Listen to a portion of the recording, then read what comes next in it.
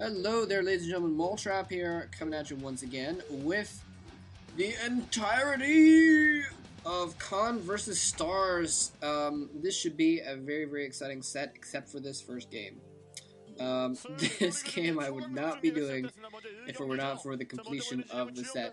I do want to apologize, I guess, a little bit ahead of time that I'm watching it on low quality on YouTube. So, and what is free wearing? That's not free. I mean, what is MVP wearing? MVP looks a little bit like free. This is Odin versus MVP, which is not exactly an exciting matchup. It's MVP is sort of a lower level Terran player that plays for the Stars. He's kind of one of the couple Terran players that they put in, but that's because they don't really have any good Terran players to throw in there. So MVP is who it is. And Odin is Khan's lesser Zerg player, and to say Khan's lesser Zerg player is like saying Canada's lesser army or something like that. It's Khan is known for not having any Zerg players that are worthwhile at all, and Odin is number 2 on their list behind Great as far as being worthwhile in any amount. So Odin, not exactly your best player, but he's might be evenly matched with MVP, since MVP kind of a lackluster Terran player as well.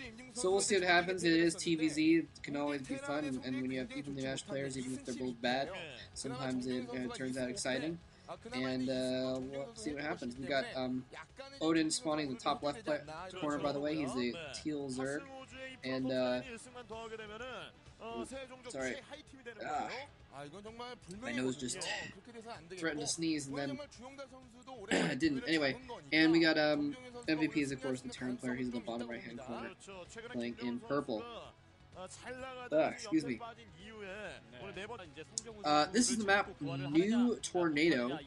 Tornado is a newer map anyways, and I guess they've made some changes. I do not actually know what the changes are that they've made since round 1 of the season, but apparently they've changed a few things here and there. But it's a relatively new map anyway, so I couldn't really tell you what the differences are without looking it up. Anyway, we got second hatchery into spawning pool, pretty normal build here. We actually got the gas going down already, so we could be seeing a 2 hatchery build here actually. Some kind of 2 hatch muta build, some sort of rush build, something like that. It's hard to tell. We'll see what he goes into. Well, there's other options. Well, he could be going for 2 hatch lurkers. He could just be going for some kind of speedling thing, or I don't know. He could be going for any number of things.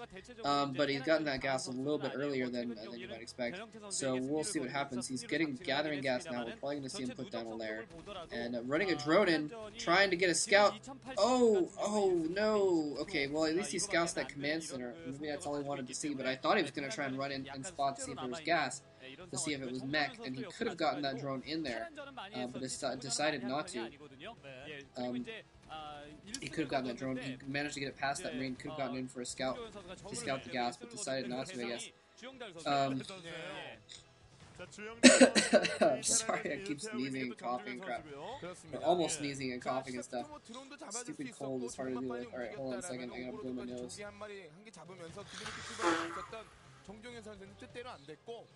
Alright, much better. SCV goes down very quickly. Not keeping the SCV alive very long. I didn't see, I was going back up from blowing my nose, so I didn't see if those were like speed upgrades or losing or whatever. But either way, losing that, I don't think they would be, even if he was going for a quick build of some kind. No, they look pretty slow.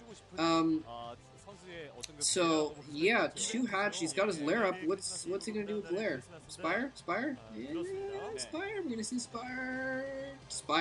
There we go. So exactly. I mean, if it was gonna go for 2 hatch lurkers, it would have been better to build the den before the lair popped, so that he could immediately start researching it as soon as the lair finished.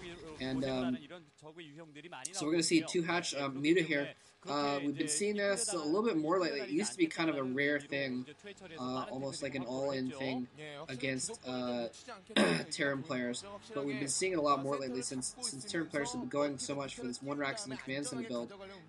It works well to go for a 2 hatch or tech build and I was going to say, and then get a third hatchery, and it doesn't leave you that behind in the long run, economically speaking.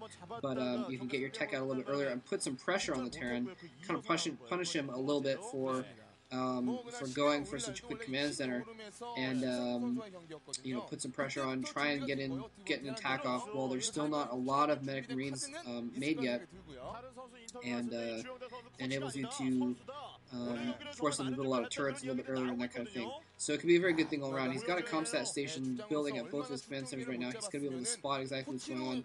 Hopefully the observer is going to go over and see if he scans it. He's not going to be expecting anything different though. So I really love it when the observer is right on top of things and shows when the scan goes off. Some of the observers are just really good. They know exactly when the comstat centers are going to finish, and they show the Zerg base right at that moment, so you can see if they comsats or not. Although I guess it's not really a big of a deal in this case, since it's pretty obvious the comsat has got one sat for each, although sometimes they try and save their comsats as well. Just in case it is a lurker build. Anyway, but we haven't seen MVP send out an extra SCV to try and scout or anything like that, so I guess he was probably counting on those comsats for scouting. Anyway, we've got mutas on the way. Looks like a good 5, 6, 7 mutas on the way right now. Trying to put some pressure on. They are a speed upgrade on those Zerglings now, just for a little extra pressure. He's got a few turrets in his main base.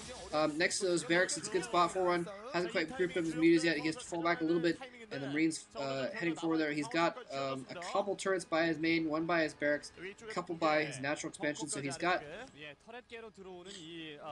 a decent amount of anti-air coverage going on. He's building up that mutalist force still and getting that third base as well. Interesting that his third base, I mean, I should have mentioned this before, his third base in that top right location. We just saw him scan the bottom left sort of area to see if that's where the third base was, since that's where his first target is going to be, is that third base. He wants to hit that third base. So in hiding that third base in the top right, he's managed to keep it a little bit safe for a little bit longer. MVP is going to try and figure out where that is, and he's actually hiding his lurker tech up there too, which is a pretty interesting way to go about it. Man, this cold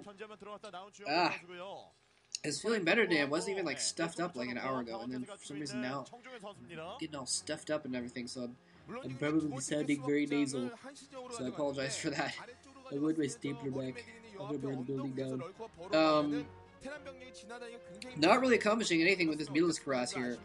Odin is really not doing much at all. He's picked off a few Marines here and there. I don't know if he's even killed off a single turret.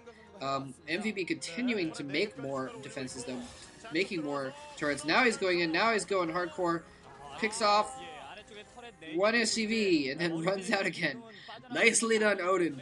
Again, just, keeping the pressure on, forcing him to spend a lot of money on defenses and what have you, but not really, accomplishing a whole lot with this. I think I'm going to give the advantage to MVP right now. He's got a really decent army that he's built up right now. He's probably going to start to move out pretty soon. As soon as he finds that third base, he's going to go for it. But I don't know if he's found it yet. There's not really any indication, although he actually is moving some medic marines to the north there, so he may have found it. He may be moving out towards that location right now.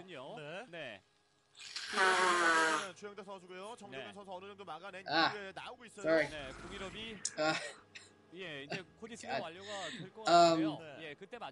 Maybe he's not moving that direction after all, but he has moved out with a decent chunk of medic marines right now, and I think he's missed his window. If he was going to move out towards that third base, he would have need to have done it already. And some Zerglings and Mulas coming in from the side now. Nicely done, a little bit of a counterattack. While those medic marines were moving out, they were actually moving towards that 1 o'clock location, towards that third base, and somehow all